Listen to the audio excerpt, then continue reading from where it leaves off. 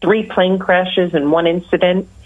And I had a boating accident in the Long Island Sound that was probably worse and scarier. But I've always believed, I don't know. I don't think 50 is necessarily where my second half started. I don't know what that day was. Mm-hmm. So I really don't care what the number says. I really don't. I just want to live every day. And if that's the number the calendar says, that doesn't mean that's the day my body fat says I am or my metabolic age is. Mm-hmm. It's irrelevant to me that the calendar says that number. That's great. That's great. It's a good time for a break. You're listening to Your Family's Health on the Voice of NASA Community College at 90.3 WHPC. This is Dr. Jeanine Cook-Gerard, and we will continue talking to Dian Griesel after this short break. I wasn't prepared to be a caregiver to Mom, but a little over a year ago, we realized she couldn't take care of herself without our help. And, well, how could I not be there for her? I had no idea how hard it would be and just what I would need to know. Things I never thought of, like how to improve her mood and, even for me, ways to stay positive. Luckily, I found the Caregiving Resource Center from AARP. It had articles about the basics that got me started, but also information about the hurdles I was facing in this new role.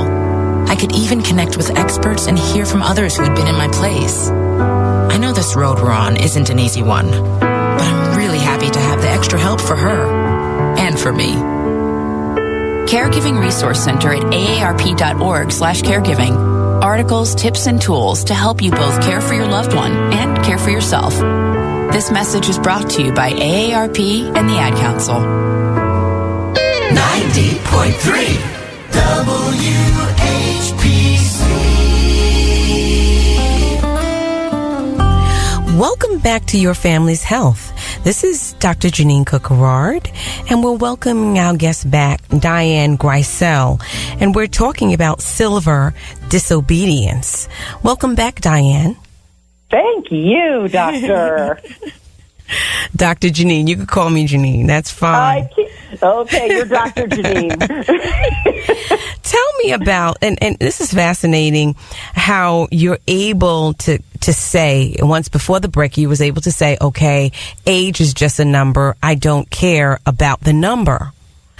I am enjoying life as it is. So how can you advise, particularly the older adult, from feeling irrelevant in this society and ignored? I really believe people say things all the time. People comment. But at some point, we have to look and say, the only person who can make me feel irrelevant is me. And if you are feeling irrelevant, then you need to take a quick inventory and say, what do I need to do to move myself up to more of a priority in my life? And it can be something as simple as, if you work with a day planner, to make sure you plan time for a relaxing shower, conditioning your hair, taking a walk, meeting a friend, going to the gym, doing painting, taking a class, doing something every day that lets you be a priority. Because when you do that, you start to have a different perspective overall. Mm-hmm. So taking care of your physical health is important, and mental health. So absolutely. How have you done that? How have you taken, the time to nurture that aspect of yourself? And how do you advise? Okay, well, first off, I'll say it's a challenge. Most of us put ourselves last.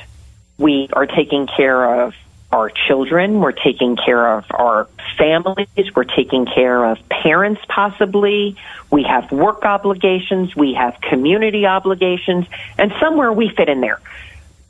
For me, I found it really helped me to get up a half an hour earlier in the morning.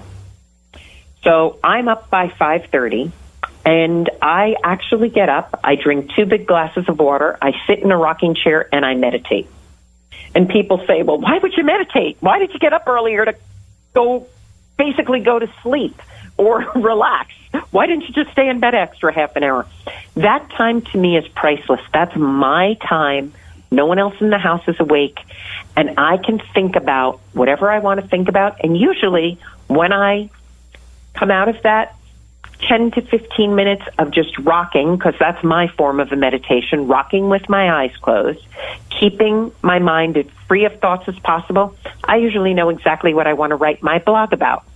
And so from 6 to 6:30 or to 6:45, I spend the time writing the blog for the day. Sometime during the day, I try to make sure I get a gym workout in and I walk every place I can. Living in New York City, that's a little easier. But what I say to people, park a little further in the parking lot. Every step you take counts for your heart, for just your stress levels. The more you're walking and moving, the better you're going to feel. Okay, so what if I don't like the gym? You know, I don't like the gym either, really. So I do mini workouts all day long. Mm-hmm. So I will stop and do push-ups against the counter. I make myself a cappuccino in the morning, a coffee, and I don't allow myself to make it unless while the coffee is coming out of the machine, I am doing push-ups against that counter. I will hold on to a chair during the day and just lift my legs to the side. When I'm having a call with you, I've been doing leg lifts. So I squeeze them in. I try to do 3 to 5 minutes a day, about 2 hours apart for a minute each. So I will do a minute of moving my legs, a minute of sitting in a chair that's stable and just lifting my legs off the floor, extending them in front of me. You could do a minute of holding yourself in a plank position. So 1 minute every 2 hours, 3 to 5 times a day, you're going to feel fantastic, and you will not believe how your body will reshape itself. Mm-hmm. So for mental health, you meditate. What else do you do for the mental health? Sometimes I lock myself in the bathroom, even if it's only for a minute, and I practice deep breathing. Mm-hmm. Or not so much even deep breathing. I'm a bigger believer in steady breathing. Starting with a couple of deep breaths, because we're so used to shallow breaths all day long, mm-hmm. that a deep breath, really taking it in and letting it out, that can change so many factors on a mental and physical state right there, because you're just changing up the pace your body's taking in the oxygen. And so I really like that. And I do try to talk to someone I love in a meaningful conversation that's a friend out of my family for at least 5 minutes in a day. Just to connect. Mm-hmm. Just to call to say, hey, I really don't have time. I know you don't have time, but let's just connect for 5 minutes and tell me how your day is going. Mm-hmm. And I can imagine that, and even learning something new yes. creates those new synapses, and keeps you going and allows you to connect in other ways that you have never connected before. Learning something new is so important. I'm a huge believer in lifelong learning. My best education started sometime around 35, when I just said, I've always loved reading, but I really got into reading. Anything and everything I could. I'd go to yard sales, garage sales, pick up 10 books if I saw them, and just flip through them, find the chapters I was interested in. You don't have to read it all from start to finish, but it's a good way to keep your mind thinking. Can every age group benefit from a Silver Disobedience?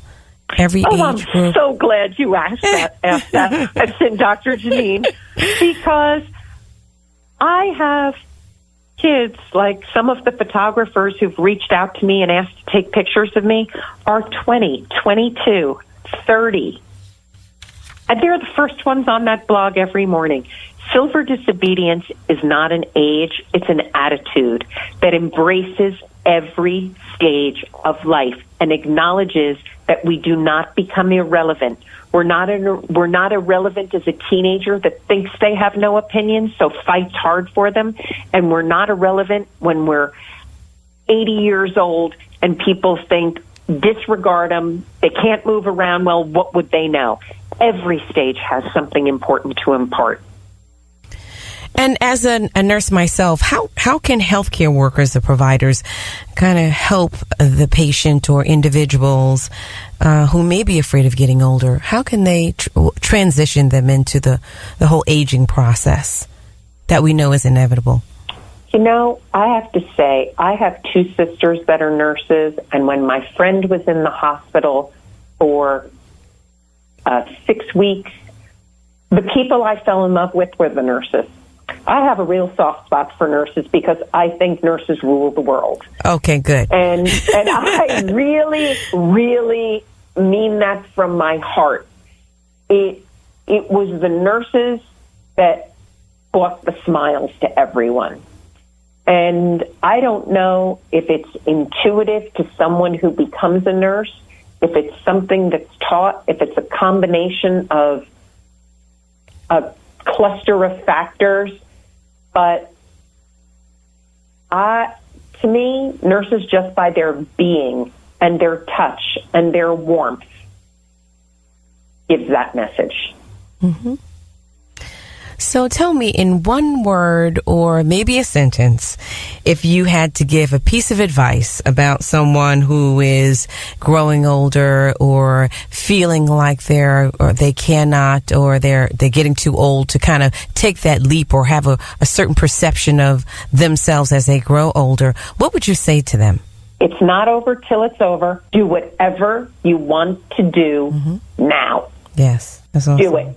Just do it. Don't worry about what anybody says. Take the risk. Just try something different. Try something Everybody different. has something they've wanted to try. Go for it. And it's never too late. Never too late. Not until they're packing you up and you're shipping out. How can listeners... Who knows? I haven't been on that side yet. It might not be too late there either. How can listeners join the Silver Disobedience movement? How can listeners join you? Well, thank you. On Instagram, you can find us at Silver, that little @ Silver Disobedience. Facebook, we're on Facebook.com/Silver Disobedience.